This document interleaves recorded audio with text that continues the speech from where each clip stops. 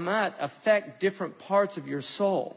And this is why the prohibitions of music are there, because music is very, very dangerous. And a lot of people don't know what they're doing with the music. And if you don't believe this, all you have to do is look at some documentary footage of what was called Beatlemania in the West, and how mad people went over new sounds of music that were being popularized and promoted over the airways. And rock and roll had a massive impact on people.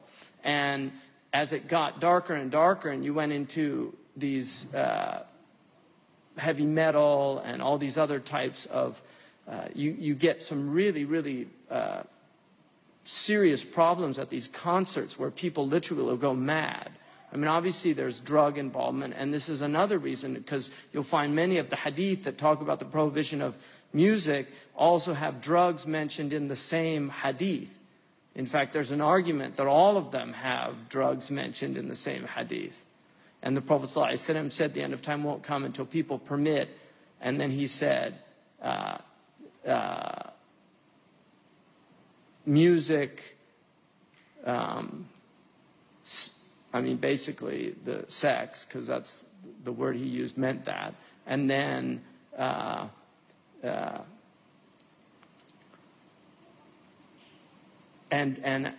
drugs, intoxicants. So he actually mentioned those three together, right? Which in Western parlance is sex, drugs, and rock and roll, which became a kind of mantra of the 1960s, and we're still feeling the repercussions of that in the West since that time, which was a massive change. And Plato argued that you will never change musical modes in a society except that it will have a radical effect on the culture and nature of the society. So musical changes actually are harbingers of shifts within society. And so this is called ethos theory in the Greek tradition, that music has a powerful impact on the soul. Rumi in the Masnawi, rahimahullah, talks about the soul being really almost seduced into the body with the flute, the reed flute. And that's an indication, a mythological indication of the power that music has. And he talks about the morose sounds of the reed flute and the impact that they have on the heart. So music is very powerful, and it's really not something to be played with, because people don't know what they're doing. And in traditional, like if you go into traditional like ragas in Indian music, they have a whole science, and they know that they're having an impact on people.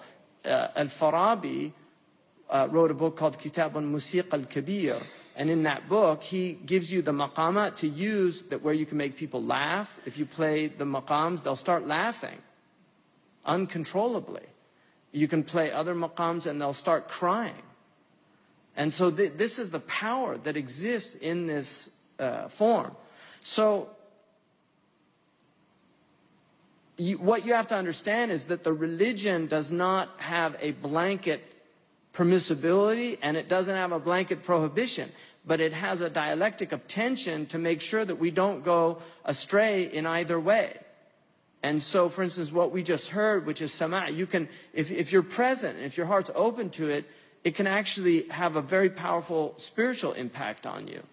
I mean, they can put you into a state of hudur, of presence with your Lord. And this can happen. And obviously, the Quran does this as well for people. And I don't want to put them in the same category, because they're not. إِذَا جَاءَ الْحَقِّ زَهِقَ الْبَاطِلِ. Everything other than the Quran, in terms of this, has a vacuity to it.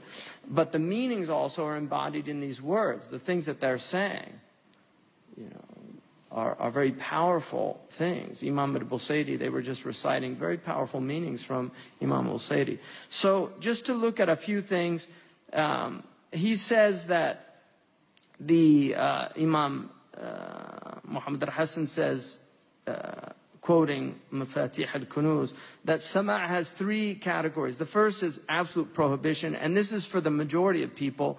And this is the traditional view. I'm just giving you what the ulama have said. And these are for young people that become very affected by it, and the shahawat are ghaliba alayhim. When they have too much of their licentious nature is too strong. So the shahawat, the concupiscent soul, is very strong, and they haven't learned to control that yet. That this can actually arouse in them passions. And so for these people, it's not a good thing. And also because they haven't purified their hearts and worked on that. And so the sama' can actually have a negative effect on those people.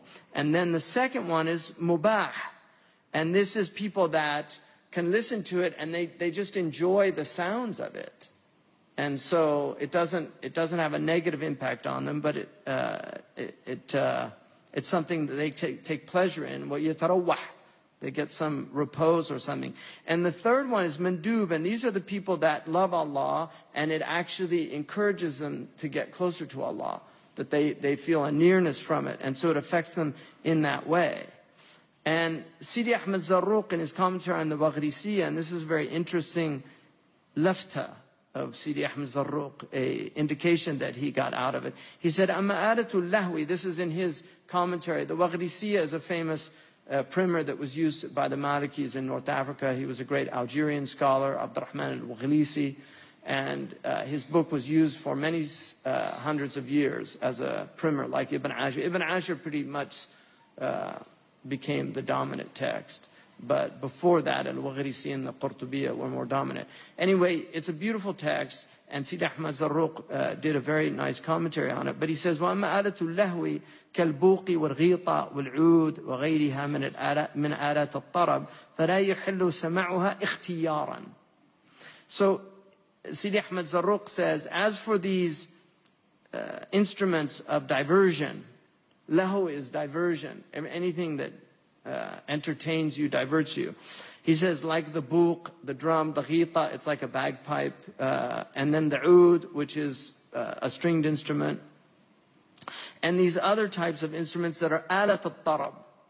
They're means by which people are excited.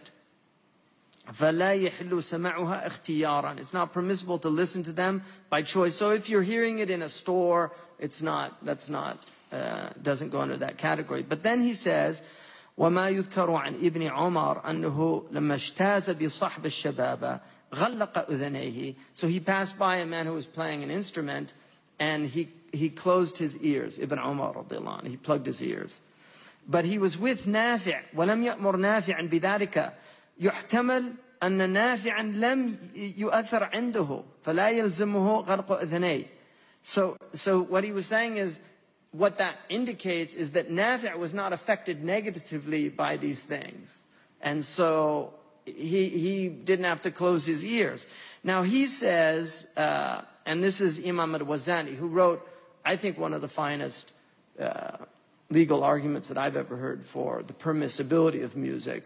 He was a great scholar from Morocco. And the Moroccans tended to follow the Andalusian school because the Andalusians tended to be more lenient about this. And it's important for those of us who are in the West, in societies where music is profoundly central to the cultural heritage. Even though there's a lot of negative music, nonetheless, music is profoundly central to the cultural heritage. And so we have to be careful about making this an issue whereby people actually are alienated from Islam. So it's very important to have a nuanced understanding of this, because in certain countries in the Muslim world it's not a problem.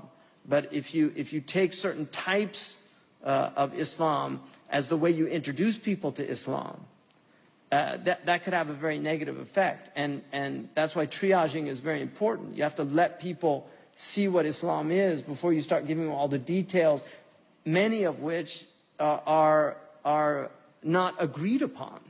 I mean, this is part of the problem. We've got so many people that think this is Islam and there's no other Islam. It's my Islam or no Islam.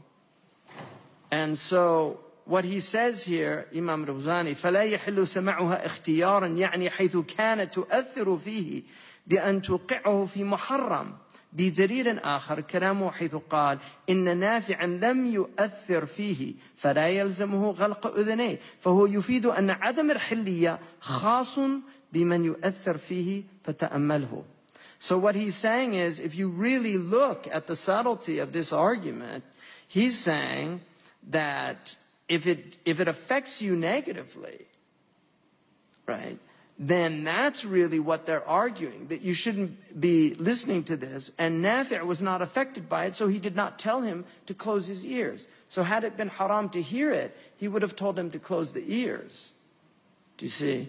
And so he says, this shows you that the prohibition is specific about the effect that it has on you. That's where the prohibition lies. And then he says, the great Shaykh Abdul Ghani al-Nablusi, he was a famous Shaykh, and he tended to incline towards the permissibility of sama'. So this is very different because Imam al-Ghazali argues for this, and Abdul Ghani al-Nablusi and others.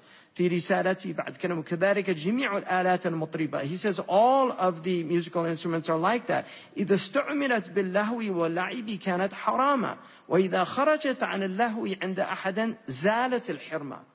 So he's saying all of these instruments, if they are used just to completely divert people from what they should be doing or something like that, then of course they fall into that category of prohibition. But it depends on what they're being used for. So, and then he says, ومعلوم أن هذه الآلات المطربة بجميع أنواعها ليست حرمتها من حيث ذاتها وصورها المخصوصة ولا من حيث ما يصدر عنها من الأصوات المطربة وإلا لكان كل صوت مطربا حراما أو كل صوت مطربا. There's a mistake in there. حراما وهو باطل لأن أصوات الطيور والشحارير المطربة ليست حراما أو المطربة لأن أصوات الطيور والشحارير المطربة ليست حراما إجماعا بل حرمتها لاقتران اللهو بها ولكونها ملاهي. So he says, it's well known that all of these instruments, all these different types, their prohibition is not from the essence of these things or their forms, whatever specific form they take, but it has to be what they're used for. Because if you argued that, then you would have to say all of the musical sounds that you hear are prohibited, like the sounds of birds. And this is also Imam al-Ghazali's argument. He said you'd have to, when the birds start chirping, music, because they have maqams. You can actually, if a musician could take a bird song and put it into musical notation, because they're actually singing musical notes. And so he's saying if that's the case, then you'd have to say that all of that is haram. And he said that nobody says that. And then Abdul Ghani al-Nablusi also mentions that Ibn Hajar radiallahu anhu, when he was talking about the prohibition of instruments in a letter he wrote about that, he starts talking about sama' and the mazamir wasair al-malahi. And he said, وَلَسْنَا نُحَرِّمُ مُطَّقَ السَّمَاعِ وَلَا نَعْتَقِدُ أَنَّ كُلَّ مَا يُفْعَلُ مِنْ ذَلِكَ فَسَفْسَافٌ وَضَيَاعٌ بَلْ مُنْهُمُ الْعَارِفُونَ وَهُمْ حِزْبُ اللَّهِ أَلَا إِنَّ حِزْبَ اللَّهِ هُمُ الْغَالِبُونَ. So even Ibn Hajar is saying, we don't think that all of sama' is negative. No, some of it is not a waste of time. So it's important to see that. And I think another thing, and one of the things that the ulama mention is a lot of this, like I said, is sadd al-dharaya. But part of the problem with the sadd al-dharaya is that when you say something's haram to cut off the pretext of it, the danger of that is to fall under the category of وَلَا تَقُولُوا تَصِفُوا أَلْسِنَتُكُمُ الْكَذِبَ هَذَا حَلَالٌ وَهَذَا حَرَامٌ لِتَفْتَرُوا عَلَى اللَّهِ الْكَذِبَ إِنَّ الَّذِينَ يَفْتَرُونَ عَلَى اللَّهِ الْكَذِبَ لَهُمْ عَذَابٌ أَلِيمٌ.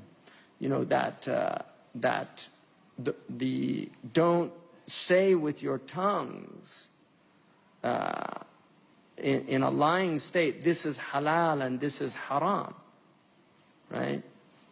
Only Allah can make halal and only Allah can make haram through His Prophet ﷺ. So if something is not clearly haram in the Quran or in the Hadith, then you have to be very careful. And the later ulama took that road of declaring things halal and haram that the early community did not. And they